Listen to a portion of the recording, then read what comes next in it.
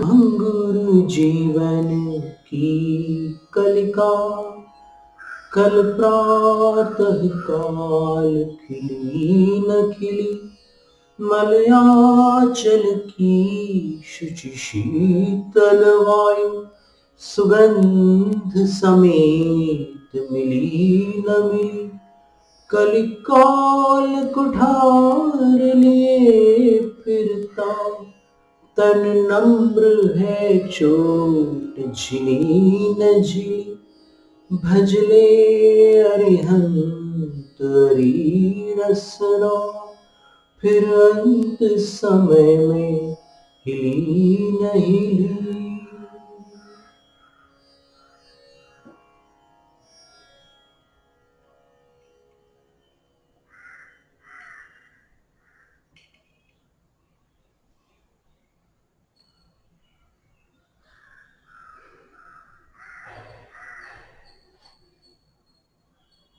कल बहुत बार एक श्लोक स्मरण में आ रहा था, मंत्र को लेकर के, नमोकार को लेकर के, जिसमें तिर्यंचों को कैसे लाभ होता है नमोकार से, उसका चित्रण किया आचार्य शुभचंद्र स्वामी ने। अपन पढ़ चुके थे पहले।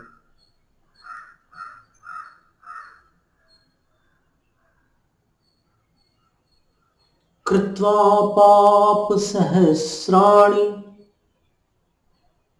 हत्वा जन्तु शतानि च, अमुं मंत्रं समाराध्य,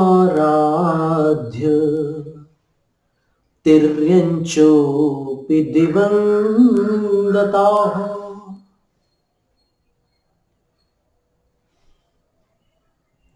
सैकड़ों पाप कमाकर और हजारों प्राणियों की हिंसा करके भी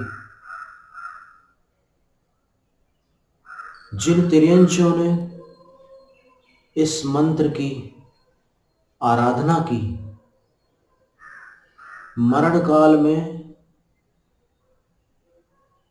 नमोकार ध्यान किया, नमोकार का श्रवण किया, नमोकार में अपने मन को एकाग्र किया, वे तिर्यंच भी देवगति को प्राप्त हो गए। कितने ऐसे उदाहरण हैं। पंडित सुमेरचंद दिवाकर जी ने, एक बार हम जबलपुर में थे, सन 92 की बात है, 92, एक पत्र लिखा था और एक दोहा था उसमें,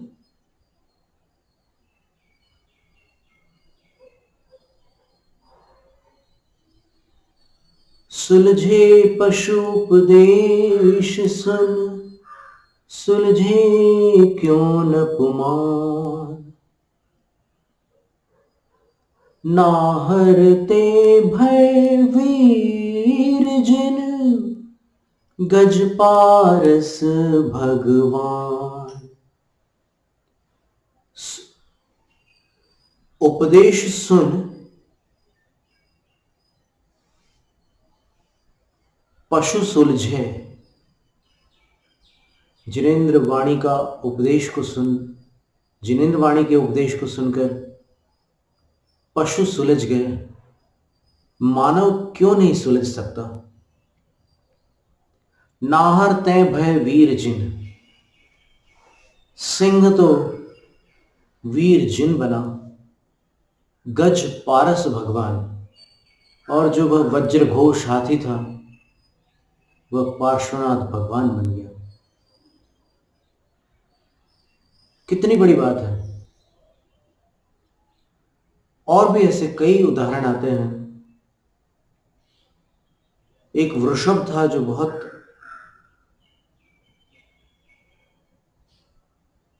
दुर्दशा को प्राप्त हो गया था। जब उसकी आयु क्षीण होने जा रही थी, तब एक पद्मरुचि सेठ वहां से निकल रहा था। उसने उसकी दुर्दशा देखी, किसी को उस पर दया नहीं आ रही थी, बल्कि लोग उसको छेड़ कर चले जाते थे, परेशान करके चले जाते थे। पद्मरुचि सेठ उसके पास गए और उसको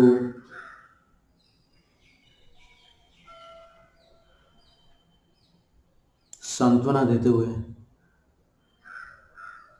मरण घड़ी में महामंत्र सुना दिया।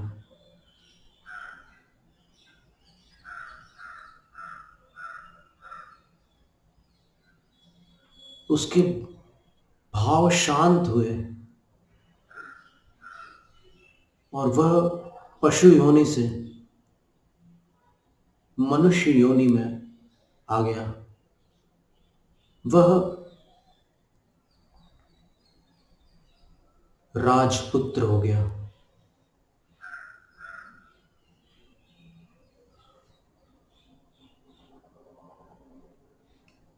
नामकरण संस्कार होने पर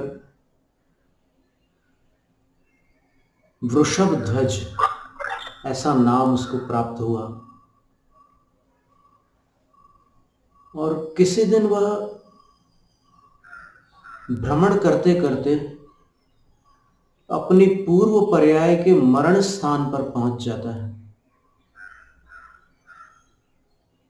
और उस स्थान को देखकर उसको जाति स्मरण हो जाता है। जाति स्मरण होते ही उसने मन में विचार किया कि जब तक मैं अपने उस उपकारी को खोज नहीं लेता, ढूंढ नहीं लेता, तब तक मैं चैन से नहीं रह सकता, मुझे शांति नहीं मिलेगी। मेरा वो उपकारी कहाँ चला गया? यहीं तो मैं मरा था। और निश्चित रूप से यदि वो नहीं मिलता तो इतनी पीड़ा के साथ, इतने दुर्ध्यान के साथ मर करके मुझे तिर्यंच गति पुनः प्राप्त होती। वो उपकारी कहाँ है? फिर उसने विचार करके एक उपाय किया। उसने बड़े श्रेष्ठ चित्रकारों को बुलवाया और कहा कि जैसा जैसा मैं चित्रण कर रहा हूं, तुम वैसे ही चित्र का निर्माण करो। एक अद्भुत चित्र का निर्माण हो गया और उस चित्र का निर्माण संपन्न होने पर वृषभ ध्वज राजकुमार बोलते हैं कि यह चित्र जिनालय में लगा दो। जो मनुष्य इस चित्र को देखकर आश्चर्यचकित हो जाए, अचंभित हो जाए और मंत्र मुग्ध होकर देखता ही रह जाए, उसकी मुझे सूचना दो। वहां पर उसने रक्षक नियुक्त कर दिए और समय व्यतीत होता चला गया। अब वो व्यापारी पद्मरुचि सेठ वापस कब आता है इस स्थान पर? दीर्घ काल व्यतीत हो गया, पर इसने अपनी आस नहीं छोड़ी।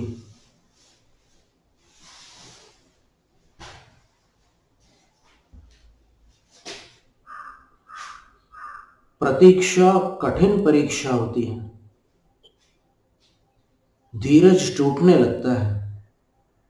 कभी कभी अनिष्ट विचार भी आने लग जाते हैं कि वो जीवित है या नहीं, कहीं कुछ हो तो नहीं गया, आदि आदि।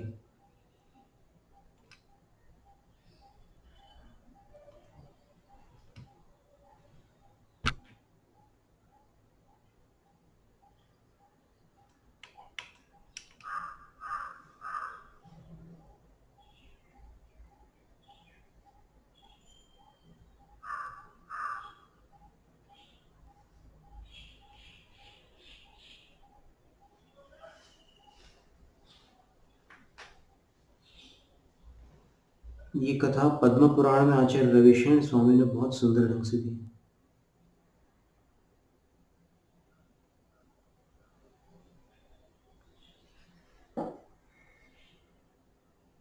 और प्रतीक्षा करते करते एक बार वही व्यापारी उसी नगर में पधारा और चूंकि नमोकार का श्रद्धानी था, जिनालय जाकर उसने दर्शन आदि, वंदना आदि, जिन पूजा आदि सारे अनुष्ठान संपन्न किए, जिनाभिषेक को आदि लेकर सब कुछ किया उन्होंने। और फिर मंदिर में जो चित्र लगे थे उनको देखने लगा। कई मंदिरों में बड़े सुंदर सुंदर चित्र लगे रहते हैं। ये चित्र चौथे काल में भी लगा करते थे। तो उन चित्रों को देखते देखते फिर कोई उपसर्ग विजेता मुनिराज के चित्र भी होते हैं, और कई माता के सपनों के भी चित्र होते हैं। फिर वृषभदेव प्रभु के आहार का चित्र भी होता है। ऐसे अनेक चित्र होते हैं। और कई मंदिरों में आज वर्तमान में महावीर स्वामी के तीर्थ शासन काल में चंदन बाला तीर्थंकर को आहार करा रही है, उसका भी चित्र बना होता है। कई मंदिरों में सुकुमार स्वामी का चित्र होता है।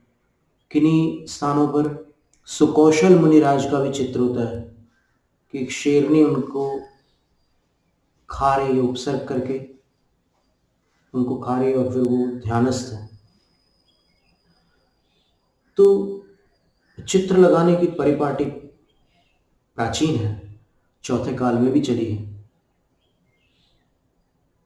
और हो सकता है ये अनादि हो।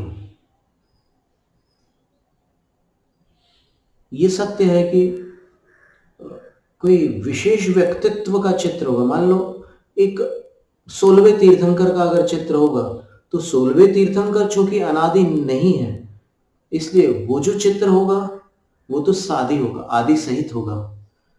पर चित्र मंदिर में अवश्य होते थे। तो जब वो उस चित्र के पास पहुंचा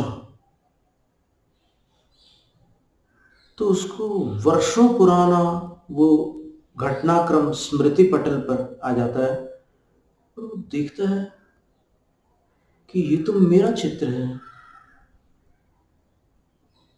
और मैं क्या कर रहा हूं यहां पर। फिर इधर एक वृषभ नीचे पड़ा हुआ है धरती पर, मैं उसको कुछ सुना रहा हूं। मैंने बहुत समय पहले एक बार किसी बैल को, किसी वृषभ को नमोकार दिया था, और इसी ऊहापोह में जब वो मग्न था उस चित्र को देखने में, रक्षकों ने इतनी लंबी प्रतीक्षा को संपन्न जानकर राजकुमार को सूचना दे दी कि ऐसी घटना हुई है। एक मनुष्य उस चित्र को तन्मयता से देख रहा, अवलोकित कर रहा है। राजकुमार अपनी जिस अवस्था में थे उसी अवस्था में शीघ्रता के साथ जिनालय आए, चरण आदि धो करके विधिवत प्रवेश किया, और जैसे ही जिनेंद्र भगवान को प्रणाम करके उसने उस दिशा में देखा, चित्र की ओर, और नीचे खड़े हुए उस मनुष्य को देखा, वो उसका हृदय गदगद हो जाता है कि ओह, यही तो मेरे उपकारी हैं जिन्होंने मुझे जानवर से इंसान बना दिया। मैं पशु योनि का एक दुखित प्राणी था, आज मैं एक राजा का पुत्र हूं। और वो ऐसे हाथ जोड़कर सेठ के सन्मुख जाते हैं। सेठ जी उनको विस्मित होकर देखते हैं कि मैंने आपको पहचाना नहीं, आप मुझे देखकर हाथ क्यों जोड़ रहे हैं। तब वो ऐसे दोनों हाथ खोलकर उनके पैर पकड़ के सिर टेक देता है। बोले कि आप तो कोई राजा जैसे लगते हो, अथवा आप कोई राजकुमार हो, पर ये क्या कर रहे हो आप। मैं तो एक सामान्य व्यापारी हूं।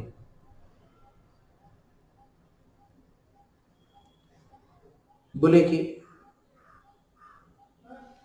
आप तो मुझे नहीं पहचान सके, पर मैं आपको भूल नहीं सका। आप जिस चित्र को देख रहे हो,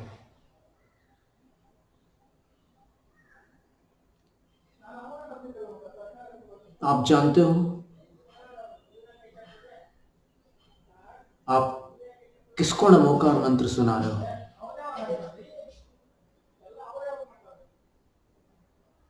सेठ कहता है कि एक वृषभ था, उसको मैंने नमोकार मंत्र सुनाया था। मरणासन्न था और हम लोग जीवों के प्रति बहुत करुणा भाव रखते हैं, तो उसकी वेदना मुझे सहन नहीं हुई। उसको मरणासन्न जानकर मैंने नमोकार मंत्र दिया था।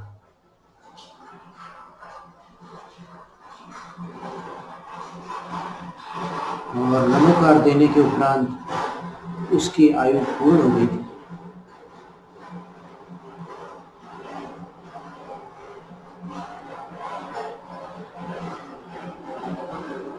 तब राजकुमार कहते हैं, उस आयु को पूर्ण करके वह वृषभ आज वृषभ ध्वज है, जिसने आपको हाथ जोड़कर प्रणाम किया, जिसने आपके चरणों में मस्तक टेक दिया।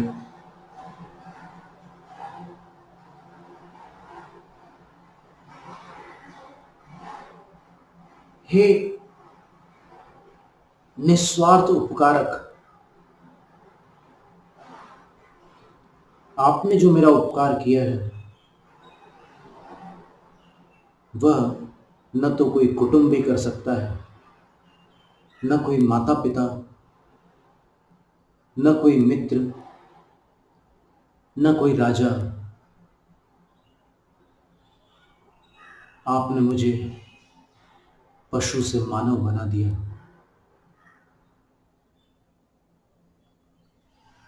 सेठ पद्मरुचि बड़े प्रसन्न होते हैं, बोले कि अरे, तो आपने ये चित्र बनवा कर यहां लटकाया है।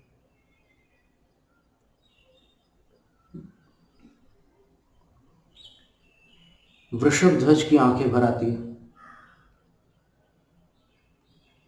कहता है कि जिस दिन से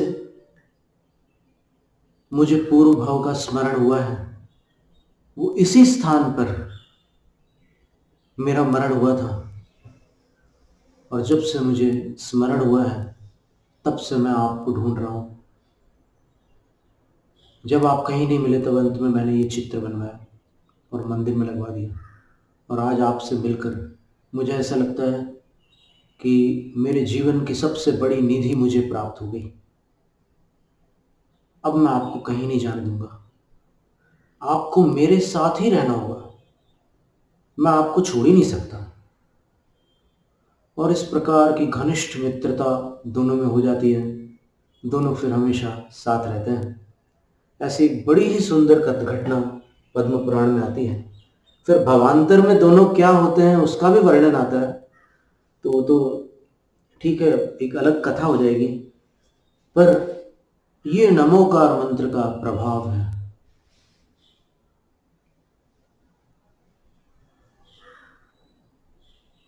हिंसक प्राणी भी सदगति को प्राप्त हो गए। कितने कितने जीवों का उद्धार हो गया नमोकार से। नाग नागिन,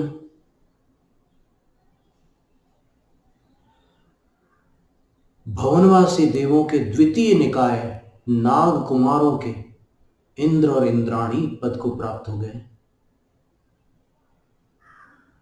जीवंधर कुमार ने जिस श्वान को नमोकार दिया था, वह यक्षदेव बन गया। श्री राम ने मरणासन्न जटायु को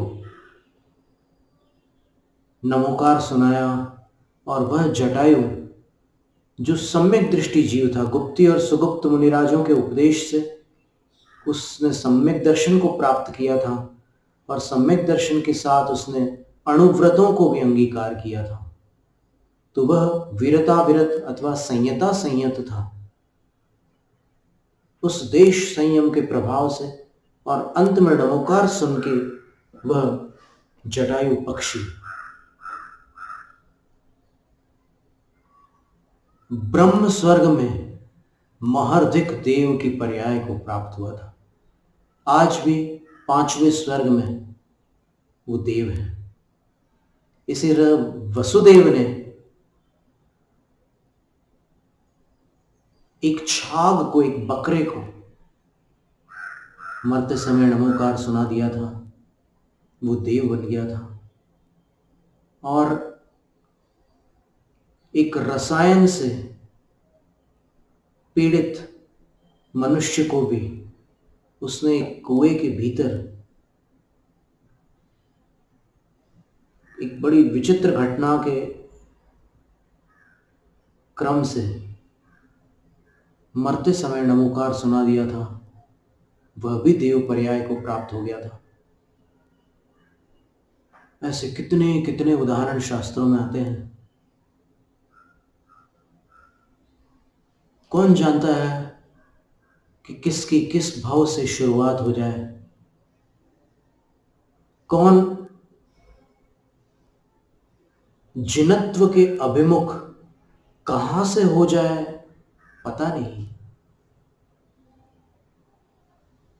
कुछ ऐसे जीव होते हैं जो नरकों में सद्बुद्धि प्राप्त करके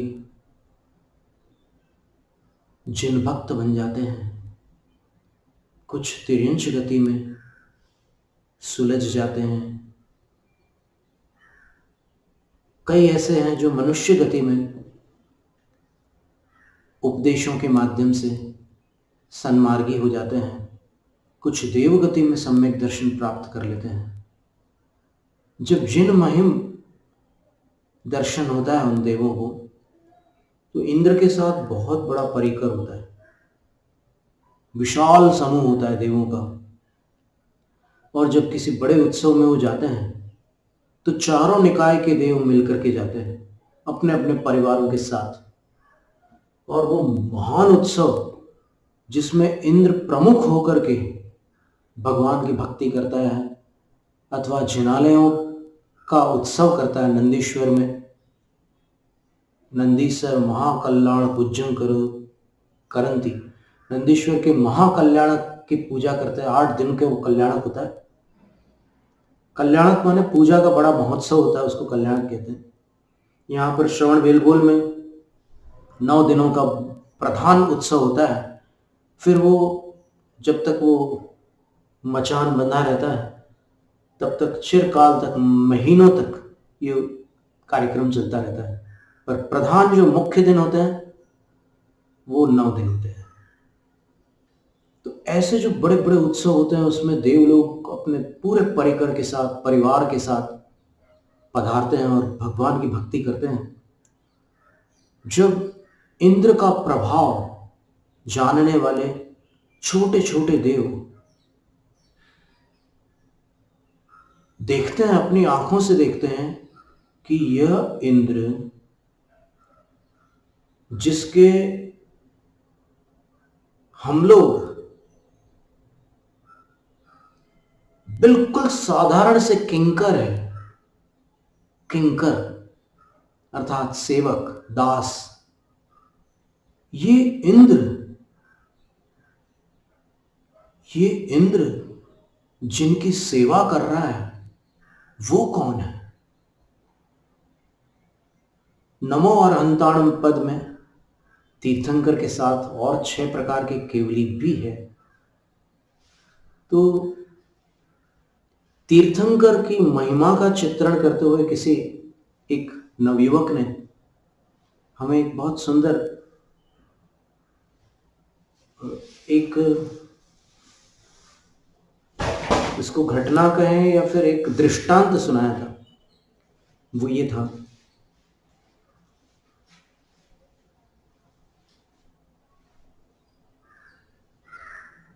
जनेभ्य सुखिनो भूपा, पद्म पुराण में श्लोक आता है, भूपेभ्य चक्रवर्तिना,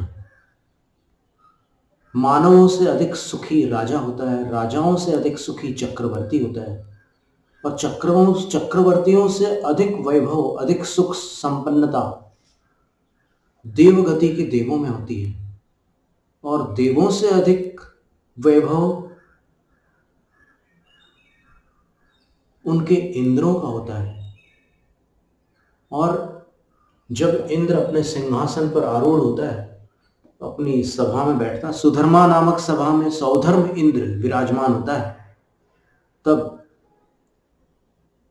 इंद्र के आसन में, इंद्र के वाम हस्त की ओर, बाएं हाथ की ओर हमेशा राजा दाहिनी हाथ तरफ होता है, फिर रानी बाईं ओर होती है। एक नियम है, गृह कार्येषु वामांगी, नारी जाति के लिए कहा गया है कि जो भी लौकिक कार्य है, गृह कार्य है, सांसारिक कामकाज है, उसमें नारी का स्थान वाम हस्त की ओर होता है, पति के बाएं हाथ की तरफ होता है। इंद्राणी का स्थान इंद्र के बाएं हाथ की ओर होता है। लेकिन धर्म कार्येषु दक्षिणा, धर्म कार्यों में इसका क्रम विपरीत होता है। इंद्र और इंद्राणी जब पूजा के लिए किसी अनुष्ठान में, यानी मनुष्य ही हमेशा जिनेंद्र भगवान की भक्ति करते समय इंद्र और इंद्राणी की स्थापना अपने में कर लेते हैं और फिर भगवान की पूजा करते हैं, नित्य पूजा में भी, नैमित्तिक पूजा में भी। और इंद्रध्वज विधान का तो क्या कहना है, वो तो सबसे अद्भुत विधान है। और सबसे बड़ा विधान जो है वो सिद्ध चक्र विधान है। सिद्ध चक्र से बढ़ करके कोई विधान नहीं है। चक्रवर्ती लोग करते हैं वो कल्पद्रुम विधान होता है, और इस तरह के और भी बड़े बड़े विधान होते हैं। नंदीश्वर विधान भी होता है, दशलक्षण विधान भी होता है, अनेक अनेक प्रकार के विधान होते हैं। और विधानों में यंत्र का महत्व है, और जिनेंद्र भगवान के बिंबों का भी यथोचित स्थान है। अब गृह कार्येषु वामांगी, धर्म कार्येषु दक्षिणा, धर्म कार्यों में एक विपरीत क्रम होता है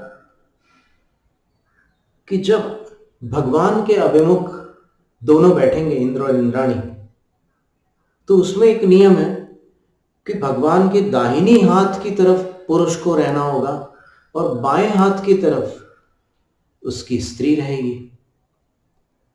तो ऐसा करने पर जो पुरुष और स्त्री भगवान के अभिमुख होकर के, बीच में एक पीठ होता है जहां पर द्रव्य और सारी सामग्री का प्रबंध होता है, और इस तरफ इंद्र बैठते हैं, उस तरफ इंद्राणी बैठती है। तो अब देखो आप कि पुरुष के किस हाथ की ओर उसकी पत्नी है। आप कल्पना कर पा रहे हैं क्या?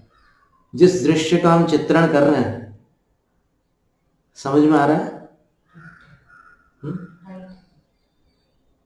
तो अपन भगवान के राइट साइड में पुरुष वर्ग है, भगवान के लेफ्ट साइड में मातृभगिनी वर्ग है जो उनकी अर्धांगिनी है।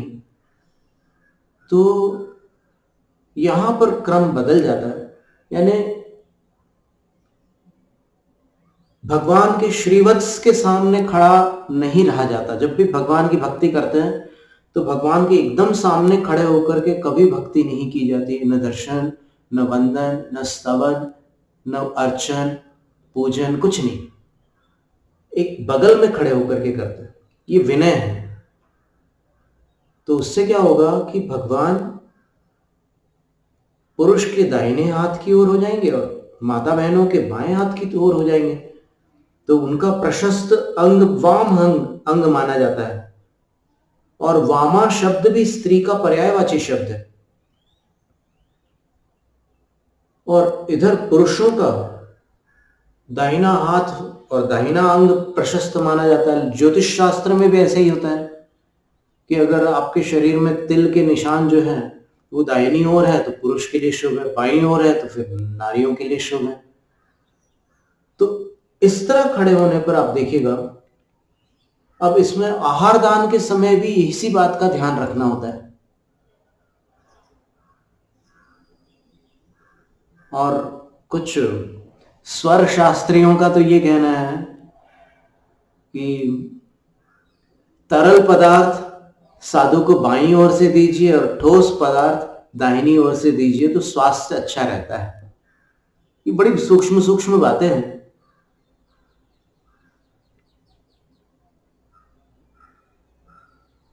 और चाइनीज एस्ट्रोलॉजी में देखो तो फिर लेफ्ट साइड जो है उसको यिन पार्ट बोलते हैं, राइट में यांग बोलते हैं। पुरुषों में यांग एनर्जी अधिक होती है, माताओं में यिन एनर्जी अधिक होती है। यिन एनर्जी जो होता है वो भावुकता का प्रतीक होती है, यांग एनर्जी जो होती है वो बल का, पुरुषार्थ का प्रतीक होती है।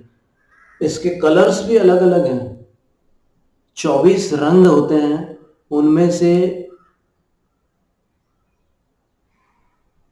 कुछ पुल्लिंग वर्ण होते हैं, कुछ स्त्रीलिंग वर्ण होते हैं। तो ये सारी बहुत सारी बातें हैं। तो अभी जो बात चल रही थी वो ये थी कि इस तरह से ये भक्ति और धर्म कार्य किए जाते हैं। तो उसमें वाम हस्त की ओर माता बहनों का स्थान, अर्धांगिनियों का स्थान होता है, बेटियों का स्थान होता है, और साधु के दाहिने हाथ की तरफ या भगवान के दाहिने हाथ की तरफ वो होता है, पुरुषों का स्थान होता है, भाई बंधुओं का स्थान होता है। तो जब सिंहासन पर इंद्र के वाम हस्त की ओर इंद्राणी बैठती है तो इंद्राणी का जो कंठहार होता है उसकी कांति से उस सुधर्मा नामक सौधर्म इंद्र की शक्र की सभा में उपस्थित समस्त देवों के आभूषणों की कांति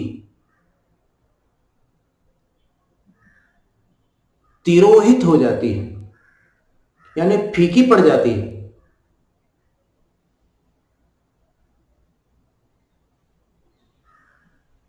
इतना उस हार का तेज होता है, कंठ हार का, कि सबकी कांति फीकी पड़ जाती है। और कई बार इंद्राणी के हार पर बहुत सारी देवियां और अप्सराएं ऐसे दृष्टिपात करती हैं और प्रसन्न होती है। उनके मुख मंडल पर एक स्मित प्रकट हो जाता है, वो प्रसन्न हो जाती है। कितना सुंदर हार है इंद्राणी का।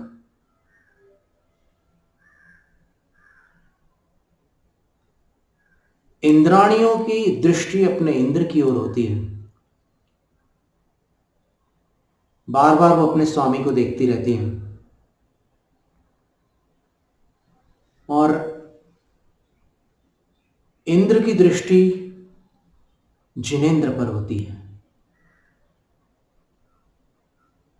और जब ये जन्म कल्याणक से लेकर दीक्षा कल्याणक, केवल ज्ञान कल्याणक, इंद्र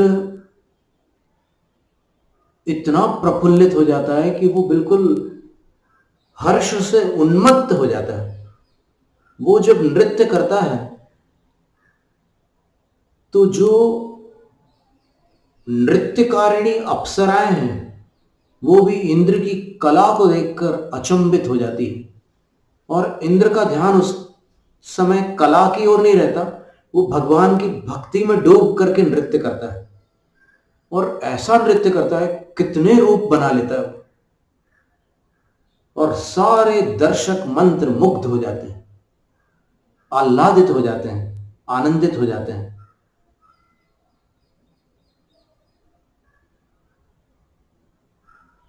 हजार हजार आंख बना करके वो भगवान के जन्मकालीन रूप के दर्शन करता है। आचार्य समंतभद्र स्वामी ने अरनाथ भगवान की स्तुति करते हुए लिखा है, तव रूपस्य सौंदर्यं दृष्ट्वा तृप्तिमनापिवान् द्व्यक्षः शक्रः सहस्राक्षो बभूव बहुविस्मयः। आपके रूप की सुंदरता को देखकर दो आंखों वाला शक्र, सौधर्मेंद्र का एक नाम शक्र भी है, तृप्तिम अनापिवान, संतुष्ट नहीं हुआ, और संतुष्ट न होता हुआ वह इंद्र सहस्राक्ष बभूव, 1000 आंख वाला बन गया। अपनी विक्रिया से उसने अपनी 1000 आंखें बना ली और देखते ही चला गया, देखते ही चला गया भगवान को।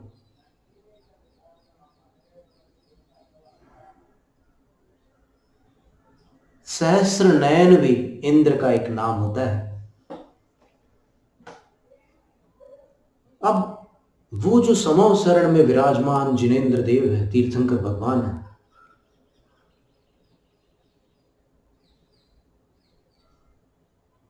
सारा संसार इंद्र के वैभव से अचंभित है और सारे इंद्र जिनेंद्र के वैभव से अचंभित है। 100 इंद्र भगवान के चरणों में नत है, उनके मस्तक नम्री भूत है।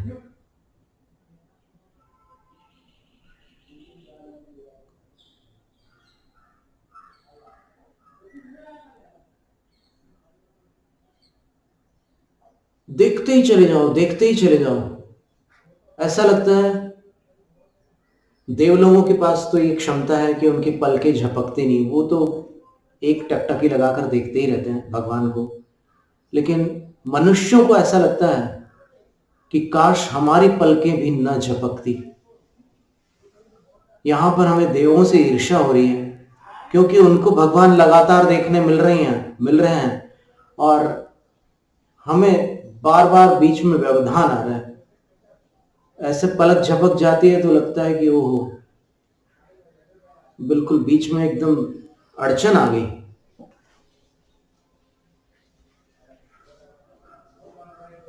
जिनेंद्र भगवान किसको देख रहे हैं, इस पर अगर दृष्टिपात करें तो पता चलता है कि उनके बहिर्वैभव को तो सब लोग देख सकते हैं, लेकिन उनके अंतर्वैभव को केवल वो ही देख सकते हैं।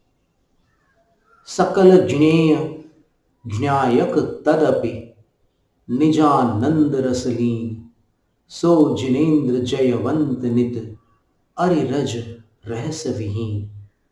वो अपने अंतर वैभव में मग्न है, उनको जो प्राप्त हो चुका है उस आनंद में वो डूबे हुए हैं और उनका संपूर्ण रूप, उनकी पूरी छवि, उनकी मुख मुद्रा उस आनंद को अपने अंदर छुपा नहीं सकते। उनका आनंद दर्शकों को अनुमान में आता है कि क्या आनंद होगा इनके भीतर जब इनके मुख के दर्शन से हमारे चिरकालीन संताप, हमारे बड़े बड़े संकट, बड़े बड़े दुख हम देखते ही साथ भूल जाते हैं और हमारा हृदय भी प्रफुल्लित हो उठता है, आनंदित हो उठता है। इनके अंदर कितना आनंद होगा।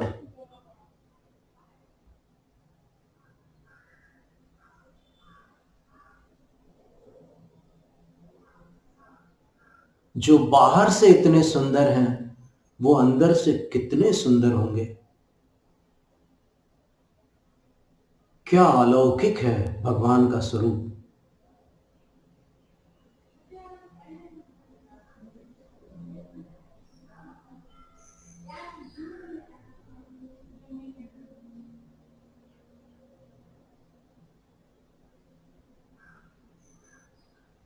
कुछ ऐसे भी विचार आते हैं जिनको शब्दों में प्रस्तुत करना भी कठिन है भगवान के विषय में। बस स्मरण करके, भगवान के स्वरूप का स्मरण करके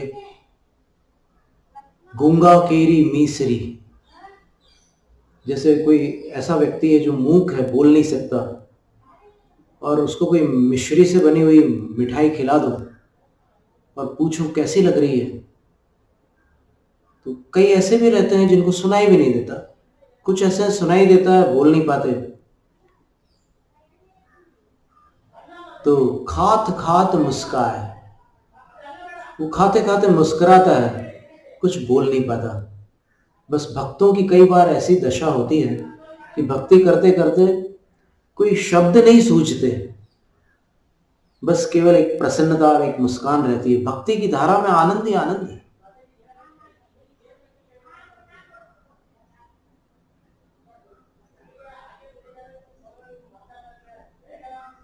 तो भगवान जिस आनंद में मग्न है, उसके विषय में भगवान हमेशा अपनी दिव्य ध्वनि में कहते हैं कि हे भव्य जीवों, इस आनंद का मैं इकलौता स्वामी नहीं हूं, मुझसे पूर्व अनंत हो चुके हैं, मेरे पश्चात अनंत होंगे। तुम्हें प्राप्त करना हो तो भटको मत और अहंकार में अटको मत।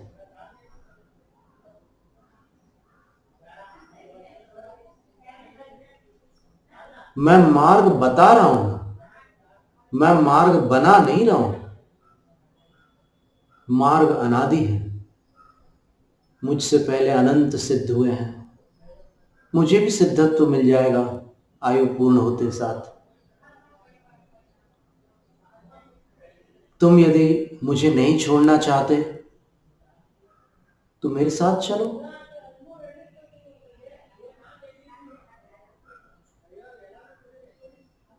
न जाने कितने भगवंतों ने अपने से ये बात कही होगी और अपन उनसे यही कहते रहे, आते हैं भगवान आते हैं, थोड़ा कुछ बाकी रह गया है काम, निपटा के आते हैं।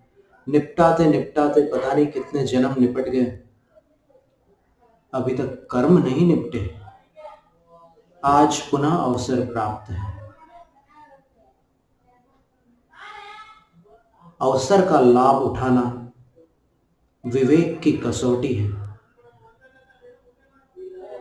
अवसर को गंवाना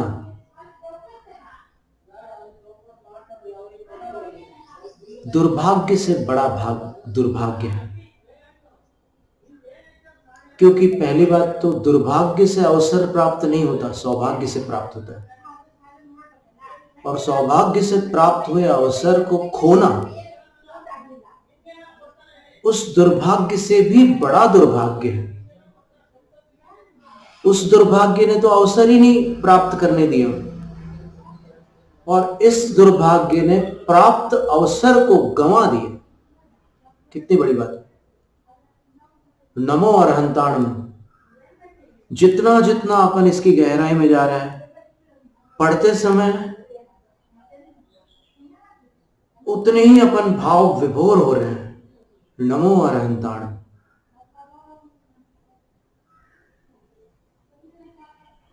नमो अरहंताणम। जैनम जयतुशासनम। उदक चंदन तंडुल पुष्प कैश चरु सुदीप सुधूप फलार्घ्य कै धवल मंगल गान रवाकुले जिन गृहे जिन राज महं यजे जिन गृहे जिन शास्त्र महं यजे जिन गृहे मुनिराज महं यजे। ओम ह्रां ह्रीं ह्रूं ह्रौं ह्रः अस्यावसा देवशास्त्र गुरुभ्यो नर्घ्य पद प्राप्तये अर्घ्यं निर्वपामीति स्वाहा।